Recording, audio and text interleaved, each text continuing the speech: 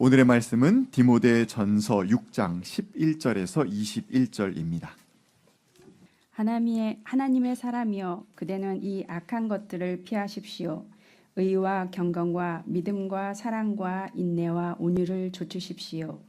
믿음의 선한 싸움을 싸우십시오. 영생을 얻으십시오. 하나님께서는 영생을 얻게 하시려고 그대를 부르셨고, 또 그대는 많은 증인들 앞에서 훌륭하게 신앙을 고백하였습니다. 나는 만물에게 생명을 주시는 하나님 앞과 본디오 빌라도에게 훌륭하게 증언하신 그리스도 예수 앞에서 그대에게 명령합니다. 그대는 우리 주 예수 그리스도께서 나타나실 때까지 그 계명을 지켜서 흠도 없고 책망받을 것도 없는 사람이 되십시오. 정한 때가 오면 하나님께서 주님의 나타나심을 보여주실 것입니다. 하나님은 찬양받으실 분이시오. 오직 한 분이신 통치자이시오. 만왕의 왕이시오. 만주의 주이십니다. 오직 그분만이 죽지 않으시고 사람이 가까이 할 수 없는 빛 속에 계시고 사람으로서는 볼 일도 없고 또 볼 수도 없는 분이십니다. 그분에게 존귀와 영원한 주권이 있기를 빕니다. 아멘. 그대는 이 세상의 부자들에게 명령하여 교만해지지도 말고 덧없는 재물에 소망을 두지도 말고 오직 우리에게 모든 것을 풍성히 주셔서 즐기게 하시는 하나님께 소망을 두라고 하십시오. 또 선을 행하고 좋은 일을 많이 하고 아낌없이 베풀고 즐겨 나누어 주라고 하십시오. 그렇게 하여 앞날을 위하여 든든한 기초를 스스로 쌓아서 참된 생명을 얻으라고 하십시오. 디모데여, 그대에게 맡긴 것을 잘 지키십시오. 속된 잡담을 피하고 거짓 지식의 반대 이론을 물리치십시오. 그 반대 이론을 내세우다가 믿음을 잃은 사람도 더러 있습니다. 은혜가 여러분과 함께 있기를 바랍니다. 이는 하나님의 말씀입니다. 찬양 감사합니다. 만문 활짝 열어놓고 주님 맞이할 준비되시는 저와 여러분이 되기를 간절히 기원합니다. 좋으신 주님의 은혜와 평강이 여러분과 함께 하시기를 기원합니다. 오늘은 디모데전서 마지막 부분을 살펴보면서 사도 바울이 디모데를 통하여서 에베소 교인들에게 권면하는 최종적인 당부를 함께 묵상해 보고자 합니다. 오늘 함께 보신 11절은 두 가지를 대비하면서 말씀을 시작하고 있습니다. 하나님의 사람이요, 이것은 디모데를 가리키는 건데요. 그대는 이 악한 것들을 피하십시오. 의와 경건과 믿음과 사랑과 인내와 온유를 좇으십시오 라고 하면서 두 가지를 대비해서 보여줍니다. 하나는 피해야 할 것, 하나는 따라야 할 것입니다. 이러한 명확한 구분을 우리가 마음속에 염두에 두고 오늘의 말씀을 따라가 보도록 하겠습니다. 피할 것은 무엇입니까? 악한 것들이라고 표현하고 있습니다. 악한 것은 무엇을 지칭하고 있을까요? 6장 전체를 통해서 악한 것은 바로 돈을 사랑하는 것이다 라는 것을 우리는 알 수 있습니다. 돈을 사랑하는 게 왜 문제가 될까요? 돈을 쫓아가는 사람은 하나님을 좇을 수 없기 때문입니다. 돈은 사람으로 하여금 점차 더 큰 욕심에 빠지게 만듭니다. 그 유혹에서 헤어져 나온다라는 것이 쉽지 않다라는 것을 사도 바울은 명확히 하고 있습니다. 사실 돈 그 자체, 그게 뭐 문제겠습니까? 웨슬리도 돈 그 자체가 아니라 그것을 과도하게 사랑하는 것이 모든 악의 모체가 된다라고 그렇게 이야기했습니다. 사도 바울 역시 부유함, 돈 그 자체를 공격하는 것은 결코 아닙니다. 오히려 그것을 통하여서 그 부를 하나님으로부터 맡은 사람들이 하나님의 일을 함으로써 하나님의 위탁자, 하나님께서 허락하신 일들을 행하는 자로서 서 있을 수 있기 때문에 부 그 자체에 대한 공격을 하고 있는 것은 아닙니다. 다만 그것에 마음이 완전히 빠져서 다른 것을 보지 못하는 상태를 경계하고 있습니다. 돈은 주는 힘이 무척 크기 때문입니다. 돈에 한번 마음을 빼앗기고 나면 헤어나오기가 쉽지 않기에 미리 먼저 경계하고 조심할 것을 경고하고 있습니다. 도대체 그런데 왜 에베소 교회에 이 돈이, 과도한 돈을 향한 애착이 문제가 되는 상황까지 이르게 되었을까요? 물론 돈 문제는 에베소 교회뿐만이 아니라 사람들이 살아가고 있는 많은 곳에서 문제가 됩니다. 그런데 특별히 사도 바울이 이 에베소 교회를 향하여서 디모데를 통하여서 이 말씀을 주신 데에는 그 에베소 교회만의 특수한 상황이 있었습니다. 그것은 여러분도 잘 알고 계신 것처럼 거짓 교사들이 판을 쳤기 때문입니다. 그런데 그 거짓 교사들이 사람들을 유혹하는 방식의 돈을 사용했기 때문입니다. 아무것도 아는 것도 없으면서 우쭐대면서 복음을 알고 있는 양 나타난 사람들이었습니다. 유대계 계통의 사람들로서 사람들 앞에 나타나서 그들에게 여러 가지 명령을 했습니다. 이것은 먹어도 돼. 아니, 이것은 먹으면 안 돼. 이런 명령들을 내리고, 육체는 악한 거야. 그러니까 결혼도 하지 말고 아이도 낳지 마. 영이 훌륭한 거야. 영에 너희들이 투신해야 돼. 그리고 영에 투신하기 위해서 경건에 이러저러한 생활을 반드시 해야 돼. 그러면 내일 복을 받게 될 거야. 이것이 문제가 된 것입니다. 경건을 이득의 수단으로 생각했다라고 사도 바울은 콕 집어서 지적하고 있습니다. 오늘 경건하게 자선을 베풀면 내일 더 크게 성공하리라고 약속하는 거짓 복음 때문에 에베소 교회가 갈라지고 무너지고 시작했다라는 겁니다. 즉 다시 바꿔서 이야기한다면 내일 내가 더 부유하고 더 편안하고 더 안락하게 살기 위해서 오늘 경건의 생활을 하는 것으로 나의 삶을 채운다면 그의 중심에는 하나님이 있는 것이 아니라 내일의 편안한, 내일의 즐거운 내가 자리하고 있는 것이기 때문에 그것은 복음이 아니다라고 사도 바울은 이야기하는 겁니다. 내일의 나의 안락함을 위해, 내일의 나의 부유함을 위해 오늘 내가 조금 참고 경건 생활을 하지, 사람들에게 베풀지 라고 생각한다면 그것은 복음을 제대로 알지 못하는 것이라는 이야기입니다. 결국 중요한 것은 내 마음의 중심이 어디에 있느냐라는 겁니다. 내일의 잘 되는 날을 위해서 내가 오늘 하나님 앞에 있느냐? 아니, 그게 아니라 하나님 그분 자체에 나의 소망을 두고 있느냐? 하나님께서 이루시고 계시는 나라에 내 소망을 두고 있느냐? 우리는 그것을 구별할 수 있어야 합니다. 그리고 사도 바울은 당신이 돈을 어디에 쓰는가 하는 것을 보면 그 마음의 향방을 알 수 있다라고까지 생각하고 있는 것입니다. 크리소스톰은 이렇게 이야기했습니다. 부의 허황됨과 무익함. 부가 무익하다라는 것. 그것은 부를 가지고 세상을 떠날 수 없고, 그렇죠? 죽는다고 해서 내 재산 가지고선 갈 수 없잖아요. 그런데 그 다음 이야기가 재밌습니다. 부는 우리를 결국 버릴 것이고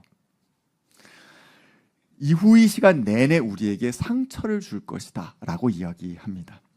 무슨 뜻입니까? 사람은 맨몸으로 이 땅에 오죠. 태어날 때 다 돈주머니 차고 태어나는 사람 없잖아요. 하지만 평생 일구어가지고 애쓰고 내일의 나를 위해서 애쓰고 뭐하고 그냥 악착같이 모아가지고 부를 이만큼 이루었는데 어느 날 하나님이 부르셔서 갔어요. 이 부 가지고 갈 수 있습니까? 못 가지고 가요. 근데 그것을 크리소스톰은 조금 비틀어서 뭐라고 이야기하고 있습니까? 부가 너를 버렸다라고 이야기하고 있는 겁니다. 왜? 나는 애착을 갖고 내 소유로 삼았었으니까. 내 거야 라고 했는데 배반당할 거다. 왜? 너는 빈몸으로 떠나게 될 것이니까. 그리고 천국에 가든 지옥에 가든 그 어디엔가 가서 어떻게 생각할 거예요? 상처받을 거라는 거예요. 내가 평생 애착을 가진 것, 내가 평생 내 마음과 내 모든 것을 다 쏟은 것으로부터 나는 버림받았구나라고 생각하니 얼마나 큰 상처가 되겠니? 라고 지금 이야기하고 있는 것입니다. 맞습니다. 우리는 빈몸으로 이 땅에 왔다가 빈몸으로 천성으로 돌아갈 존재입니다. 그렇기 때문에 돈이 주는 즐거움에 빠져서 돈을 내가 얼만큼 더 많이 가질까에만 몰두하다 보면 우린 정작 중요한 즐거움을 잃어버리게 될 것입니다. 하나님은 풍성하게 주셔서 즐기게 하시는 분이십니다. 하나님께서 우리를 즐겁게 하시는 그 모든 과정 속에 우리는 있다라고 사도 바울은 우리에게 보여주고 있는 것입니다. 아주 특별한 말씀을 사도 바울은 기록하고 있는데요. 17절에 즐기게 하시는 하나님이라고 기록하고 있습니다. 하나님은 어떻게 하시는 분이라고요? 즐기게 하시는 분이라는 겁니다. 이 즐거움은 영적인 고향이 되어서 성인처럼 여기 이렇게 후광이 이렇게 생기면서 충만해지면서 즐거워지는 그런 즐거움에 쓰는 단어가 아닙니다. 그야말로 감각적인 즐거움을 나타내는 단어 아폴라우시스라는 단어입니다. 즉 하나님은 어떻게 하시는 분이냐? 우리가 이 땅 가운데에서 진짜 재미지게 즐겁게 살아갈 수 있도록 우리를 이 땅에 보내신 분이시라고 사도 바울은 이야기하고 있는 것입니다. 이렇게 재미지고 즐겁게 살아가는 방식은 어떻게 가능하냐? 세상 사람들은 돈을 많이 가짐으로써 가능하다라고 생각한 거예요. 돈을 많이 갖고 그것을 통해서 편리함을 누리고 그것을 통해서 안락함을 누림으로써 내가 이 땅에서 즐겁게 살 수 있다라고 착각했는데 그것 다 버리고 떠나야 될 것, 그것 다 나에게 상처를 입힐 것들이라고 이야기합니다. 그러면서 사도 바울은 그 대안으로서 전혀 다른 것을 보라고 이야기하는데 그것은 바로 자족하는 마음입니다. 잠언 30장의 아굴의 지혜 가운데에서 이렇게 잠언 기자는 노래하고 있습니다. 나를 가난하게도 마옵시고 부하게도 마옵시고 오직 필요한 양식으로 나를 먹이시옵소서. 혹 내가 배불러서 부해지다가 배불러서 하나님을 모른다 여호와가 누구냐 할까 하오며 혹 내가 가난하여서 도둑질하고 내 하나님의 이름을 욕되게 할까 두려워함이니이다. 네, 그렇습니다. 하나님께서 우리의 충분한 필요를 채우실 것이라는 믿음을 갖고 오늘 나에게 주어진 것들에 대해서 감사하는 마음으로 자족하는 마음으로 살아가게 될 때 우리 앞에 하나님께서는 즐거움의 길을 예비하고 계시는 것입니다. 자족은 커다란 이득을 주는데 그 이득은 물론 경제적인 이득은 아닙니다. 혹은 이기적인 나의 욕심을 만족시키는 이득은 아닙니다. 오히려 자족하는 사람은 관계를 맺게 만드는 이득을 줍니다. 하나님은 우리를 어떤 존재로 창조하셨습니까? 처음에 아담을 창조하시고 꼭 남자 여자 이렇게 생각 안 하셔도 돼요. 어떤 아담이라고 하는 인간을 창조하신 다음에 그가 외로운 것을 보시고 하와를 또 만드셨습니다. 그리고 그 둘이 같이 살게 하셨어요. 우리는 태초로부터 같이 살게끔 피조된 존재입니다. 우리는 관계성 속에서만 참된 기쁨을, 충만함을 누릴 수 있는 존재로 처음서부터 만들어졌다라고 이야기하는 것입니다. 부유함으로 혹은 편리함으로 내가 행복하고 즐거운 것 물론 있지요. 하지만 그것보다 더 중요한, 더 근원적이고 더 충만한 즐거움은 다른 곳에 있습니다. 관계성 속에 있는 것이죠. 어르신들이 아기, 손자든 손녀든 애를 데리고 오면 얼굴에 웃음이 확 피는 것을 우리는 볼 수 있습니다. 그 아이가 돈을 갖고 와서 웃으시는 것이 아닙니다. 선물을 갖고 와서 웃으시는 것 아니에요. 그 아이의 존재 자체만으로 기쁨이 되고 웃음이 됩니다. 우리는 그렇게 내 상대방, 내 눈앞에 있는 사람과 깊은 관계, 기쁜 관계를 맺음으로써 행복해질 수 있는 사람입니다. 자족하게 될 때 그러한 관계의 폭을 넓혀갈 수 있는 사람이 되는 것입니다. 자족의 반대는 무엇입니까? 뭐 불만 혹은 큰 욕심, 뭐 그것이 될 수도 있겠죠. 근데 어느 분이 이렇게 이야기하시더라고요. 조금 더. 자족의 반대는 조금 더라고 이야기합니다. 오늘 나에게 주어진 것에 대해서 감사하고 만족하지 못하는 사람, 자족하지 못하는 사람, 조금만 더 모자라, 요것만 더, 이번 하나만 더, 이번만 더라고 하는 사람이 끊임없이 자족의 삶으로부터 멀어지게 만듭니다. 불만이 가득한 삶, 늘 갈증이 있는 삶으로 사람을 몰아가는 것이죠. 자족은 하나님께서 나에게 충만히 베풀고 계심을 믿고 하나님을 신뢰하기 때문에 무리하지 않으면서 스스로를 그래서 착취하지 않고 나를 밀어붙이지 않고 오히려 담대하게 나 자신으로 서 있을 수 있는 틀을 만들고 나 자신으로 서 있을 수 있는 사람만이 갖고 있는 향기로 내 앞에 또 하나 나 자신으로 서 있는 사람과 만남을 가질 수 있게 되는 것입니다.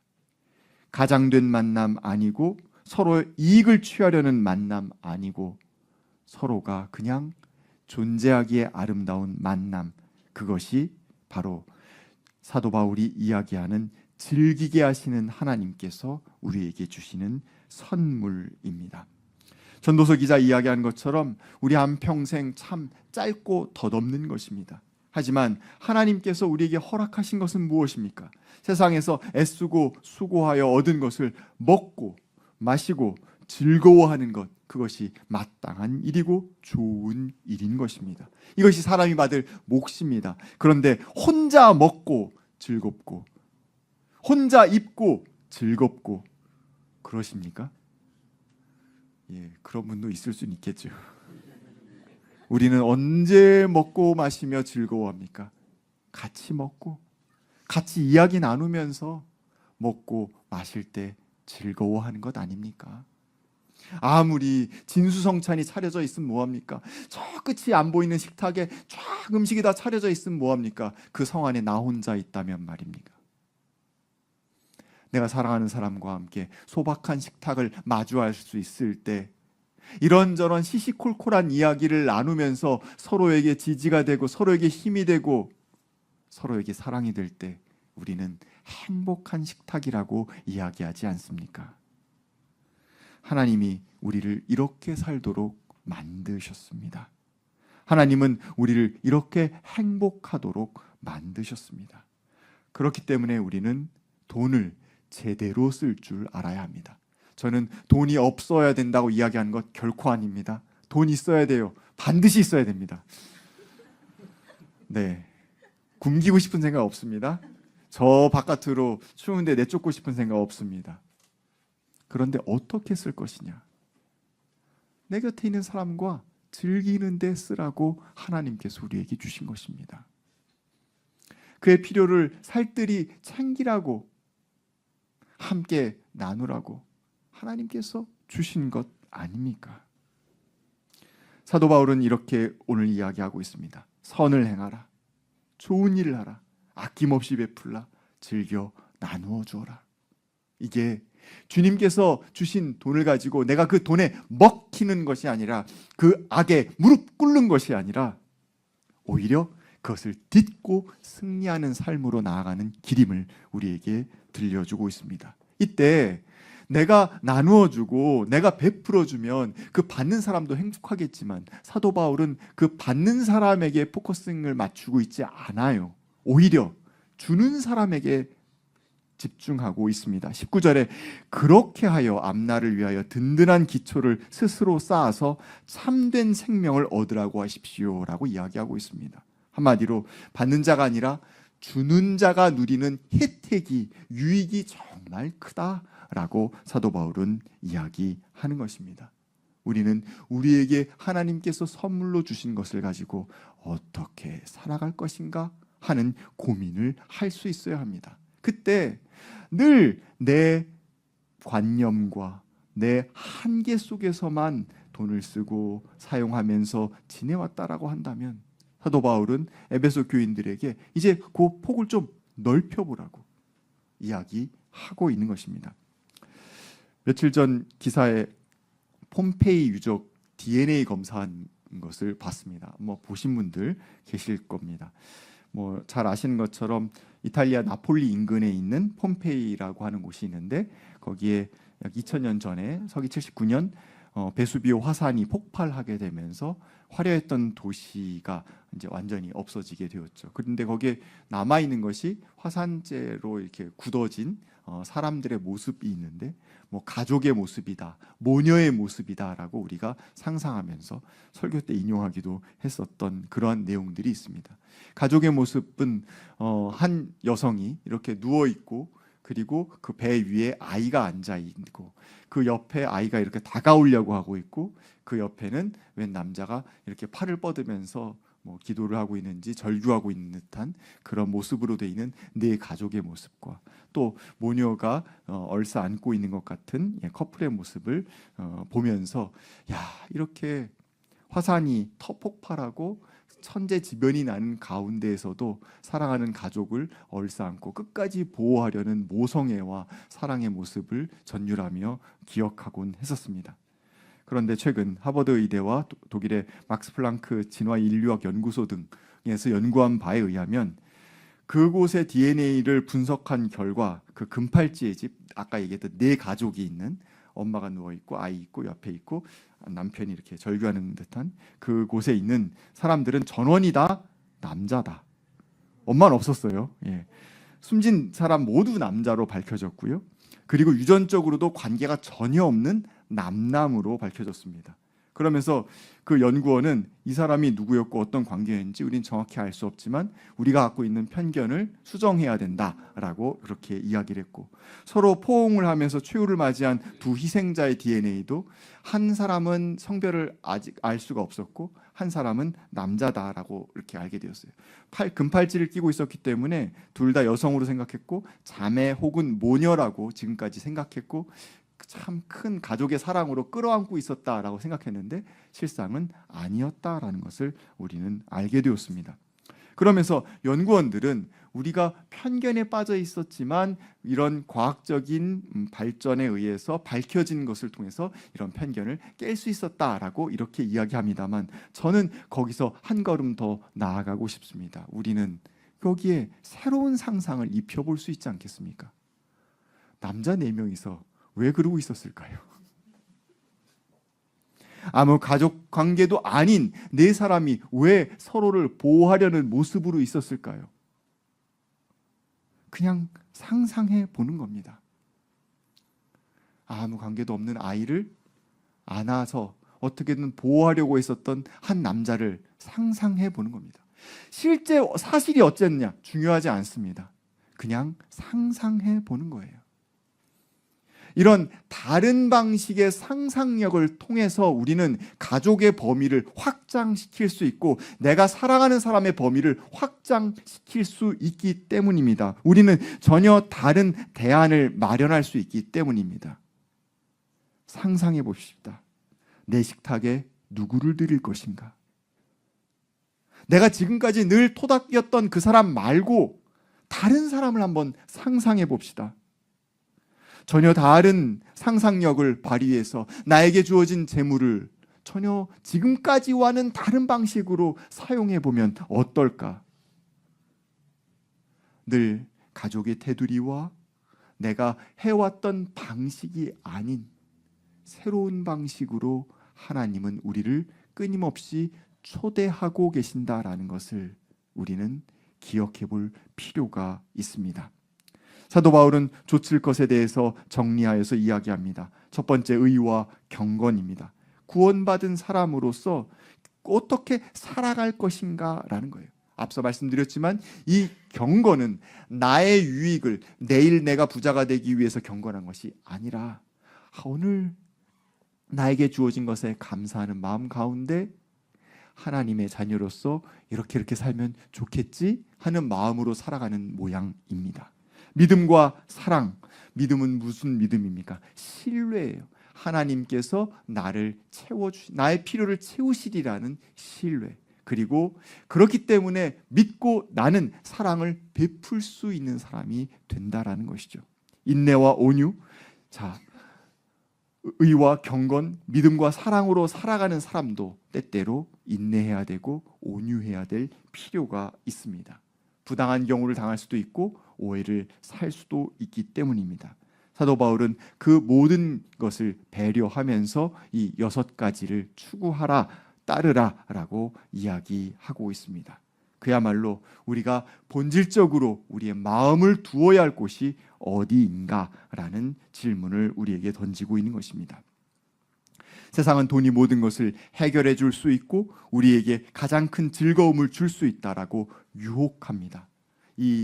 이런 도구로부터 우리 자신을 깨끗하게 회복시켜야 합니다. 우리는 진짜 아름답고 본질적으로 진짜 좋은 것을 향하여서 우리의 마음을 쏟을 수 있어야 합니다. 하나님의 의와 하나님의 경건을 향해서 나아갈 수 있어야 하는 것이죠. 앞서 인용했던 메리 올리버의 기러기라는 시 나와 있는 그대로 그저 당신의 몸에 부드러운 동물이 사랑하는 것을 계속 사랑하게 두어요. 내가 할 수 있는 사랑을 끊임없이 확장해 나아가는 겁니다. 절망에 대해 말해보세요. 당신의 절망을. 그러면 나의 절망을 말해줄게요. 서로의 아픔이 나누어지는 관계가 되는 것이죠. 당신이 누구든 얼마나 외롭든지 간에 말입니다. 세상 만물이 이루는 가족 속에서 이제는 혈연으로 맺어진 가족, 그리고 그냥 내가 지금까지 고착화된 관념 속에서 맺어왔던 그런 관계에서 확장해서 상상력을 발휘해서 더 많은 사람들과 함께 관계를 맺으며 세상 만물 속에서 주님께서 우리에게 주신 자리가 있구나 라고 느끼며 나아갈 수 있기를 원합니다. 돈이 아니라 주님이 베푸신 자연과 주님이 우리에게 붙여주신 사람들, 그 공동체 속에, 그리고 이 지구촌 안에 우리의 자리가 있음을 믿고 자족하는 마음 속에서 상상력을 발휘하여서 힘차게 나아가실 수 있는 저와 여러분이 되기를 간절히 기원합니다. 함께 주신 말씀 두고 거듭의 기도 드리겠습니다.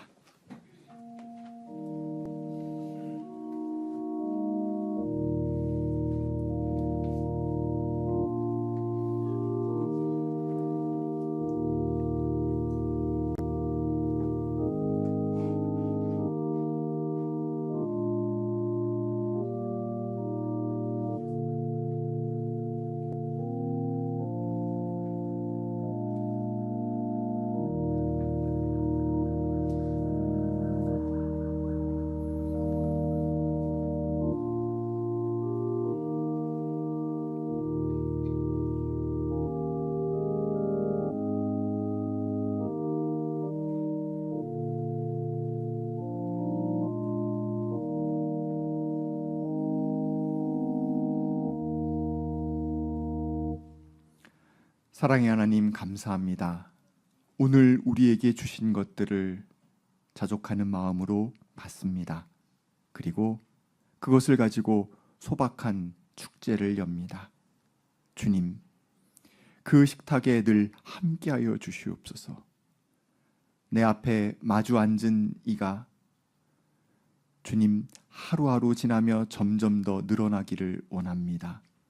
더 많은 사람과 즐겁고 행복한 관계를 맺어가기를 원합니다. 주님, 우리의 삶을 이끌어 주셔서 우리에게 주어진 것을 가지고 주님 자녀답게 살아가는 우리들 될 수 있도록 인도하여 주시옵소서. 예수님의 이름으로 기도하였습니다. 아멘.